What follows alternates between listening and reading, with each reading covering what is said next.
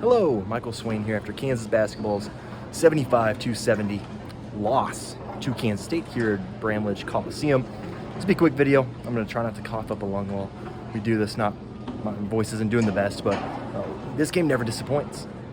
How many times have we seen this contest go to an overtime, double overtime, and be super close? And that's exactly what tonight was. It had a ton of ebb and flow.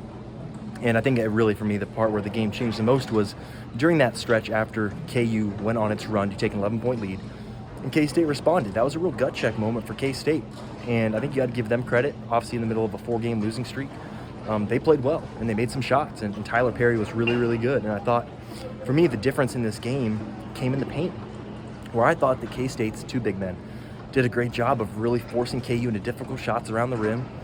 Hunter Dickinson wasn't... he was efficient, but it just felt a little off. And then Kevin McCullough had a couple shots blocked. Like, that's what K-State does. And I think for KU, the same issues I think we've seen in some of these road losses surfaced again. Late game rebounding. I think Kevin McCullough, knowing the right times to shoot and take different shots, I think is still wanting a little bit more. And so for KU now, the inconsistency continues, right? KU continues to show that they can win at the highest level.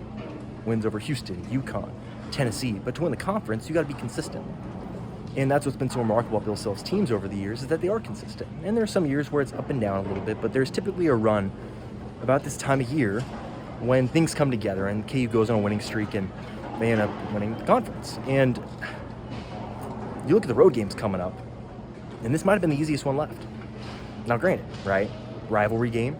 The fans in here were turned up. The student section, good as always. And you look up ahead, and a road game at Texas Tech on a big Monday. Same situation, longer travel. Then KU goes on the road to play Oklahoma. And then their final two road games of the season are at Baylor and at Houston.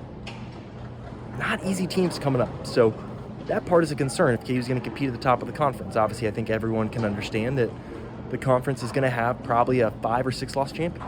Well, KU's at 4 now, so there's one game to work with, maybe 2. And you feel good about KU running the table at home and what they'll be able to do there. And it's just a question of, can they fix these road issues that have really resurfaced? And I don't know. I don't have the answer. You know, this is something Bill Self has talked about a lot, and I worry about the minute load going into these guys, especially with another Saturday, Monday coming up. Big Saturday home game against Baylor, big road game against Texas Tech. It's a little bit concerning, but I think for KU, individually, I think the performance, KU was not perfect, obviously, and K-State wasn't either. I think this is a game that both teams probably thought they could have won by double digits. You know, K-State, I think, disrupted some of the stuff KU did. They scouted KU really well. Someone like Johnny Furphy was really limited tonight for the first time since he was put in the starting lineup, right? Teams are starting to get a book on him, and I think you're seeing that happen, where the scouting report, they understand what he likes to do, what he doesn't want to do, and it's about him countering. I think you look at someone like KJ Adams, foul trouble tonight. That's not really been an issue this year, but I just look ahead, and some of these issues continue to show up in these road games. And some of it's mental, some of it's lack of execution at times, and some of it's just going to come down to guys making plays and making shots. It's simple, it's probably not sexy, but that's what it comes down to sometimes. And tonight, Kansas did not make shots. K-State made more shots, they got more stops, and they won the game.